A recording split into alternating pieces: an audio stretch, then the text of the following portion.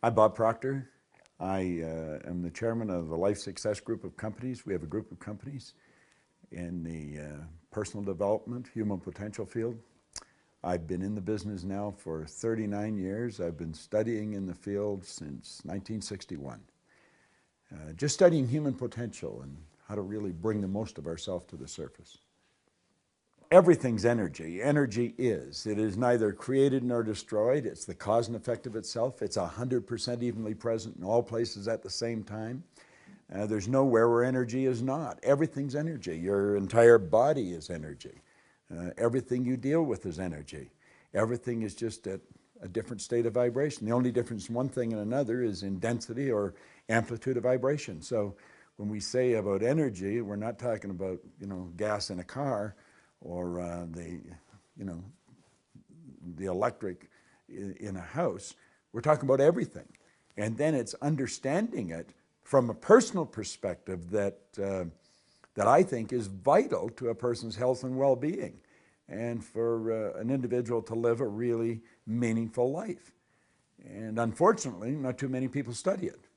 And I've got to compliment you for making this film, because I think this information is vital if a person really wants to live a full life. Religion and science used to be antagonistic, or they were perceived that way. Now they're joined together. Like one's studying the cause, the other's studying the effect. But religion teaches exactly the same thing. If you ask the theologian, not necessarily the minister or the rabbi at the corner, but the theologian, what God is, they'll tell you God is. He is neither created nor destroyed, is the cause and effect of himself, is 100% evenly present in all places at the same time. You ask, and is all-knowing. If you ask the electrician or the engineer or the scientist, what's energy? The energy is neither created nor destroyed, is the cause and effect of it. They're saying essentially the same thing. Anything that people don't understand, they have a tendency to criticize or ridicule. Like there's a lot of criticism of The Secret, but only by the people that don't understand what you're talking about here. So you will probably run into critics in this too, but at least you're provoking them to think. And I believe if people start to think, they're going to move in the right direction. They will get it. The one point that all great leaders have agreed on is that we become what we think about. Now, they've disagreed on virtually anything else. Well, thought is energy. Thought waves are cosmic waves that penetrate all time and space. There is no energy that's more potent than thought. And you and I have been given the ability to think, the highest function that we're capable of. Now, when we say thoughts are omnipresent, I used to have a difficult time trying to get that message across when I was teaching. But today it's easy.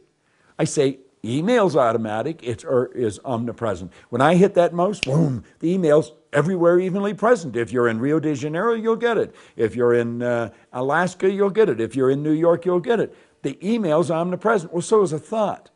And you see, with our little way of looking at things, we have a hard time grasping that we would have the ability to transmit something so powerful, but we do. And we've got a marvelous mind, and we've got a brain, and the brain is an electronic switching station. And just through entertaining new thoughts, we can alter the vibration we're in, and we can change our whole world. See, the brain does not think, but we think with the brain. Now, that's a bit of a riddle for some people. It's reported we've got Albert Einstein's brain being preserved in a jar somewhere in New Jersey, I've heard. But it's not doing anybody any good because Albert's not with it. See, the brain by itself isn't going to function. You've got to be there. And you are a soul. You don't have one, you are one. And you can activate cells in your brain, and every cell has a positive and a negative pole. So you can activate either the positive or the negative pole. And whatever you activate is going to transmit through you, like you're an electrical system. The electrical system in a person's body would make the electrical system in a supercomputer look like an absolute toy. And most people have no knowledge of it. They're marveled at the electrical system in the house. They come in and snap their fingers or clap their hands and they can turn on the light. Wow!